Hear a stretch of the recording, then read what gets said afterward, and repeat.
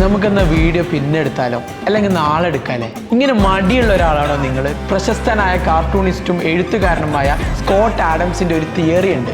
നമ്മുടെ ബ്രെയിനിന്റെ ഏറ്റവും വലിയ പ്രശ്നമാണ് നമ്മുടെ ബ്രെയിനിന് പെയിൻ ഇഷ്ടമല്ല. നമ്മുടെ ബ്രെയിൻ ആക്ഷൻ അല്ല ഇഷ്ടമല്ലാത്തത്, പെയിൻ ആണ്.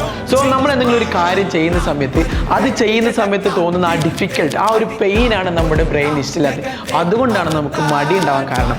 അതുകൊണ്ട് തന്നെ നിങ്ങൾ അതിനെ ഫോക്കസ് ചെയ്യാതെ നിങ്ങൾ അതിന്റെ ബെനിഫിറ്റ്സിനെ ഫോക്കസ് ചെയ്യുക. ഒരു എക്സാമ്പിൾ ആയിട്ട് പറയുകയാണെങ്കിൽ, നിങ്ങൾ ബോഡി ബിൽഡ് ചെയ്യാൻ ഉദ്ദേശിക്കുന്ന ഒരാളാണെങ്കിൽ ബോഡി ബിൽഡിംഗ് ചെയ്യുന്ന സമയത്ത് നിങ്ങളുടെ ബ്രെയിനിൽ ഒരു ആക്ഷൻ ഉണ്ടാവും, പെയിനും ഉണ്ടാവും. ലൈക്ക് എക്സാമ്പിൾ, നിങ്ങൾ ആക്ഷനെ ഫോക്കസ് ചെയ്യുന്ന സമയത്ത് നിങ്ങൾക്കൊരു എഫേർട്ട് എടുക്കേണ്ടി വരും. ആ എഫേർട്ട് എടുക്കുന്നതാണ് ഡിസിപ്ലിൻ, ഡയറ്റ്, പെയിനൊക്കെ. ഈ എഫേർട്ടിനെ പറ്റി നിങ്ങൾ ആലോചിക്കുന്ന സമയത്ത് നിങ്ങൾക്ക് എന്തുണ്ടാവും? മടി ഉണ്ടാവാൻ സാധ്യതയുണ്ട്.